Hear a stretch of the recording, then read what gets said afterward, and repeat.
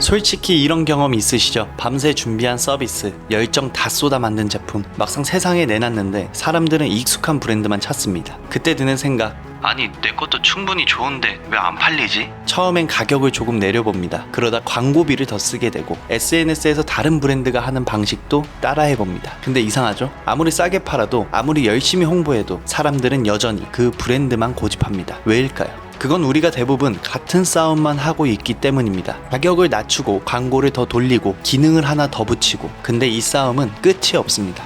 오늘 내가 가격을 내리면 내일 경쟁자가 더 내립니다. 오늘 내가 광고비를 올리면 내일 경쟁자는 그 2배를 씁니다. 그렇게 따라잡기 경쟁을 하다 보면 정작 내 브랜드는 점점 흐려지고 사람들 기억 속에 사라져버리죠. 여기서 질문이 바뀝니다. 경쟁자를 어떻게 이길까가 아니라 경쟁자와 아예 무관해지려면 어떻게 할까? 이때 등장하는 사람이 바로 브랜딩의 아버지라 불리는 인물, 데이비드 아커입니다.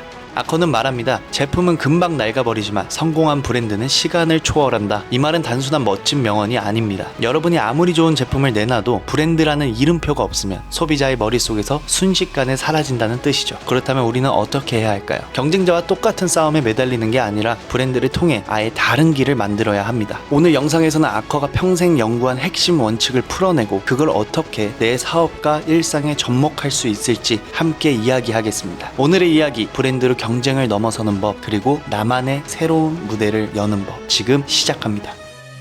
데이비드 아커가 세상에 남긴 가장 큰 업적, 그건 바로 브랜드 자산, 브랜드 에쿼티라는 개념입니다. 아커는 말했죠. 브랜드의 힘은 단순히 로고나 광고에 있는 게 아니다. 4가지 자산이 함께 쌓일 때 비로소 진짜 브랜드가 된다. 그 4가지는 인지도, 연상 이미지, 충성도, 지각된 품질입니다. 코카콜라를 떠올려 봅시다. 빨간 로고만 봐도 전 세계 어디서든 바로 알아보죠. 이건 단순한 인식이 아닙니다. 인지도의 압도적 힘입니다. 근데 거기서 끝나지 않아요. 코카콜라 하면 떠오르는 장면은 늘 같습니다. 친구와 함께 웃고 가족이 식탁에 둘러앉고 축제 현장에서 사람들이 건배하는 모습. 코카콜라는 수십 년 동안 광고를 통해 이 장면을 반복해서 심어줬습니다. 그래서 코카콜라는 탄산음료가 아니라 행복과 나눔의 상징이 됐죠. 이게 연상 이미지입니다. 또 꼭 이런 사람들이 있습니다. 나는 펩시 말고 무조건 코크만 마셔. 그냥 취향이라고 하기엔 이유가 분명합니다. 코카콜라가 단순한 음료가 아니라 감정과 기억을 함께 팔아왔기 때문이죠. 소비자 머릿속에서 코카콜라는 단순히 갈증 해소제가 아닙니다. 즐거운 순간에는 코크가 있어야 한다. 무의식이 자리 잡은 겁니다. 그래서 다른 탄산음료가 아무리 싸고 맛있어도 이 사람들은 끝까지 코카콜라만 선택합니다. 이게 바로 브랜드 충성도입니다. 그리고 마지막, 어디서 코카콜라를 마셔도 맛은 똑같습니다. 뉴욕에서도, 서울에서도, 심지어 아마존 한가운데서도 변함이 없죠. 이건 우연이 아닙니다. 코카콜라는 원재료와 제조 공정을 철저히 관리합니다. 전 세계 어디서 만들든 동일한 기준과 품질 검증을 거치기 때문에 소비자는 언제 어디서든 똑같은 맛을 경험할 수 있는 거죠. 소비자는 코크라면 실패하지 않는다는 확신을 갖게 되고, 이게 아커가 말한 지각된 품질의 핵심입니다. 결국 이 4가지가 동시에 작동하니까 코카콜라는 단순한 탄산음료가 아니라 세대를 넘어 이어지는 문화가 되는 겁니다. 그리고 이어지는 사례로 바로 유튜브입니다. 영상을 본다고 하면 우리는 이렇게 말하죠. 유튜브 보자. 이건 인식 수준을 넘어 일상어로 굳어진 인지도입니다. 그리고 유튜브 하면 떠오르는 건 단순한 플랫폼이 아닙니다. 누구나 창작자가 될 수 있고 전 세계가 연결된다. 이건 유튜브가 꾸준히 심어온 메시지로서 연상 이미지에 해당이 되죠. 사람들이 여전히 유튜브에 머무르는 이유도 있습니다. 구독 시스템, 추천 알고리즘, 커뮤니티까지 쌓여있는 경험이 너무 크기 때문입니다. 이게 바로 충성도입니다. 그리고 유튜브의 스트리밍 품질, 빠른 검색, 안정적인 서비스, 영상이 끊기지 않는다는 신뢰가 있죠. 그래서 우리는 자연스럽게 영상은 유튜브다 라고 연결합니다. 이게 바로 지각된 품질입니다. 핵심은 이겁니다. 코카콜라, 유튜브, 이 브랜드들이 지금까지 살아있는 이유는 단순히 더 많이 알려져서가 아닙니다. 소비자가 왜 그 브랜드를 선택하는지 그 이유가 명확하기 때문이죠. 인지도가 이미지를 만들고 이미지가 충성도를 낳습니다. 그리고 이 충성도는 다시 이 브랜드는 믿을만하다는 품질 신뢰를 키워줍니다. 반대로 꾸준히 지켜온 일관된 품질은 소비자의 충성도를 또다시 단단히 묶어줍니다. 이렇게 4가지 자산이 서로 맞물리며 강한 선순환을 만들기 때문에 브랜드는 단순한 제품을 넘어 사람들의 습관이 되고 문화가 되는 겁니다. 여기서 한 걸음 더 나아가 볼까요? 문화가 된 브랜드는 사람처럼 느껴지기도 합니다. 친근한 친구 같고 늘 신나는 동네 형 같고 때로는 고급스러운 조언자 같죠. 그래서 데이비드 아커는 이런 질문을 던집니다. 사람마다 성격이 다르듯 브랜드에도 성격이 있지 않을까? 데이비드 아커는 바로 여기에 그렇다라고 답했습니다. 아커가 정리한 브랜드 성격은 총 5가지입니다. 첫째, 성실함. 아커가 말한 성실함은 우리가 흔히 쓰는 성실하다와 조금 다릅니다. 여기서 성실함은 꾸준히 열심히 하는 성격이 아니라 정직하고 따뜻하고 인간적으로 다가오는 브랜드를 뜻하죠. 코카콜라가 대표적입니다. 광고에서 언제나 가족, 친구와 함께하는 따뜻한 장면을 보여주고 실제로도 소비자가 경험하는 맛과 순간이 늘 같기 때문에 사람들은 이 브랜드는 진심이고 내 곁에 있어준다는 감정을 갖게 됩니다. 이게 바로 아커가 말한 성실한 브랜드입니다. 둘째, 흥분감. 레드불을 보죠. 처음부터 성분이나 가격 얘기를 한 적이 없습니다. 대신 스카이다이빙, 레이스, 익스트림 스포츠에 투자하며 소비자에게 아예 새로운 경험을 던집니다. 소비자는 단순히 에너지를 보충한 게 아니라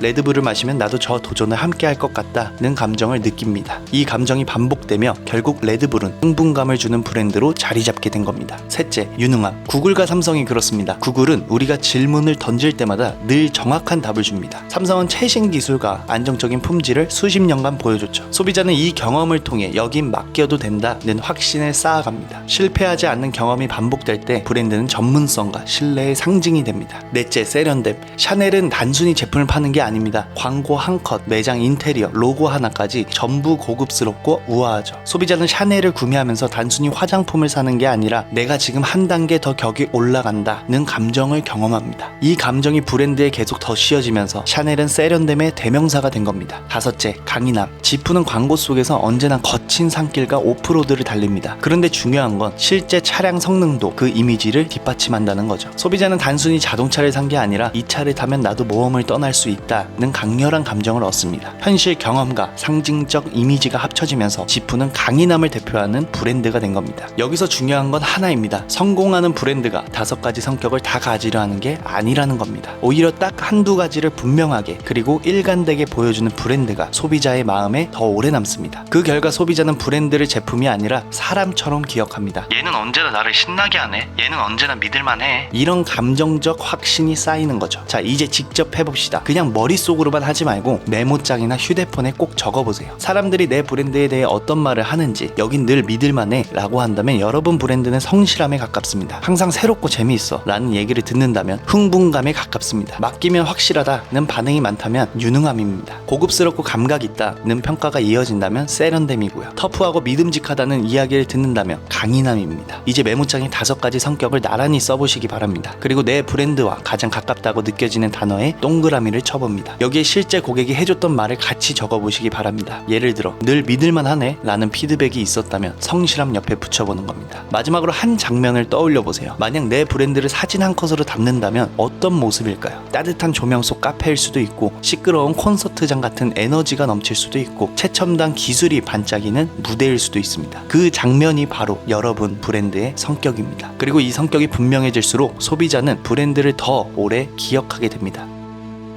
데이비드 아커는 이렇게 말했습니다. 경쟁자를 이기려 하지 말고 소비자와의 새로운 관련성을 만들어라. 여기서 말하는 건 단순히 경쟁자보다 조금 더 싸고 조금 더 좋은 걸 내놓으라는 게 아닙니다. 그가 강조한 건 완전히 다른 차원, 아예 새로운 무대와 카테고리를 열어라. 그 순간 경쟁자는 더 이상 경쟁자가 아닙니다. 그저 무의미해지는 거죠. 그게 바로 아커가 말한 새로운 관련성입니다. 가격이 조금 더 싸고 기능이 조금 더 많은 건 언제든지 다른 경쟁자가 따라잡습니다. 하지만 관련성을 가진 브랜드는 소비자의 삶에 꼭 필요한 존재가 되기 때문에 경쟁자가 몇 명이든 사실 큰 의미가 없어집니다. 아이폰이 등장하기 전 휴대폰 시장의 경쟁 포인트는 단순했습니다. 배터리가 얼마나 오래 가는지, 키보드 타자가 얼마나 편한지, 노키아와 블랙베리가 그 싸움에 늘 앞서 있었죠. 소비자들도 핸드폰을 고를 때 이런 기준으로만 생각했습니다. 그런데 애플은 질문 자체를 바꿔버립니다. 전화가 잘 터지느냐가 아니라 내 삶을 어떻게 더 풍부하게 만들 수 있을까? 아이폰은 전화기가 아니라 손안의 컴퓨터였습니다. 사진을 찍고 음악을 듣고 인터넷을 하고 앱을 깔아 쓰는 새로운 경험. 결국 노키아와 블랙베리는 기술적으로 뒤처져서 사라진 게 아닙니다. 소비자의 눈에 이렇게 보였던 겁니다. 이제 너희는 필요 없어. 그 결과 경쟁자가 아니라 그냥 과거가 돼버렸습니다. 아커의 메시지를 빌리자면 경쟁자 경쟁자는 굳이 이길 필요가 없다. 아예 무의미하게 만들면 된다. 국내 사례를 볼까요? 바로 카카오톡입니다. 처음 나왔을 때 메신저는 넘쳐났습니다. 네이트온, MSN, 문자 서비스까지 다들 속도, 용량, 기능으로만 경쟁했습니다. 그런데 카카오톡은 질문을 다르게 던집니다. 메시지를 얼마나 빠르게 보낼 수 있을까가 아니라 사람들이 감정을 어떻게 주고받을 수 있을까? 그래서 나온 게 이모티콘이었죠. 글자 대신 웃는 얼굴 하나, 귀여운 캐릭터 하나로 감정을 전하는 경험, 거기에 무료 메시지라는 파격까지 얹으니 사람들은 카톡을 단순한 메신저가 아니라 일상의 감정 플랫폼으로만 받아들였습니다. 이제 한국에서 메신저라고 하면 자동으로 카톡이 떠오르죠. 경쟁자가 무의미해진 겁니다. 이제 아커의 메시지가 명확해집니다. 경쟁자를 이기려 하지 말고 아예 무의미하게 만들어라. 그리고 그 말은 지금 우리에게도 똑같이 유효합니다. 애플은 내 삶의 중심 도구, 카카오톡은 내 감정을 나누는 일상의 플랫폼. 이게 바로 지금까지 말한 관련성 전쟁에서 승리하는 방법입니다. 그래서 오늘 영상 보시는 여러분께 질문을 드립니다. 내 브랜드가 사라지면 사람들이 잃는 건 무엇일까? 만약 그 답이 단순히 조금 더 싼 가격이라면 언젠가 다른 누군가가 그 자리를 대신할 겁니다. 하지만 그 답이 이 브랜드가 주는 독특한 경험, 감정, 정체성이라면 그 순간 여러분은 이미 관련성 전쟁에서 이기고 있는 겁니다.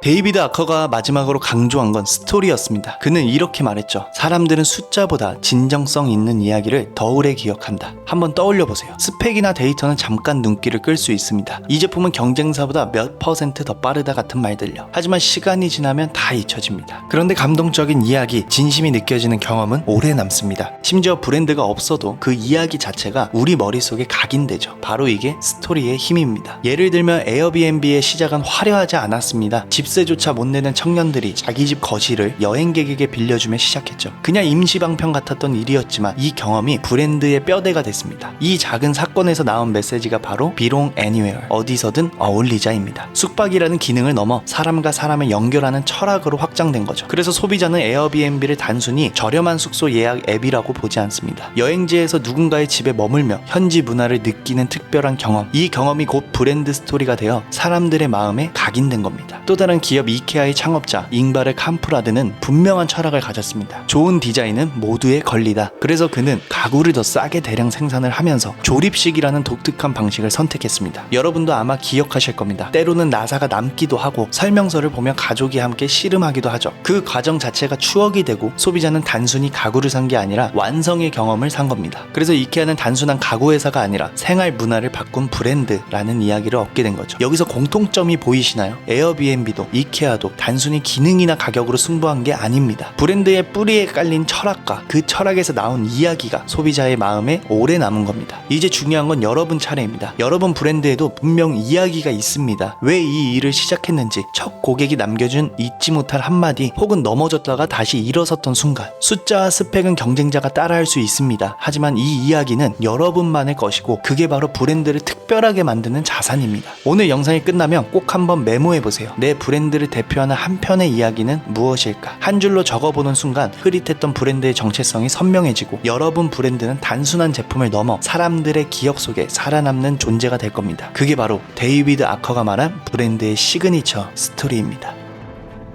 오늘 우리가 알게 된 데이비드 아커의 이야기는 단순합니다. 첫째, 브랜드 자산. 둘째, 브랜드 성격. 셋째, 새로운 관련성. 넷째, 이야기. 그리고 이 네 가지가 모이면 결과는 하나입니다. 여러분 브랜드는 단순한 제품이 아니라 사람들 삶 속에서 꼭 필요한 존재가 된다는 것. 결국 이 말은 데이비드 아커가 남긴 한 문장으로 요약됩니다. 제품은 금세 시대에 뒤처질 수 있지만 성공한 브랜드는 시간을 초월한다를 의미합니다. 오늘의 이야기, 경쟁을 벗어나 새로운 무대를 만드는 법. 기억하세요. 제품은 잊혀져도 브랜드는 남습니다.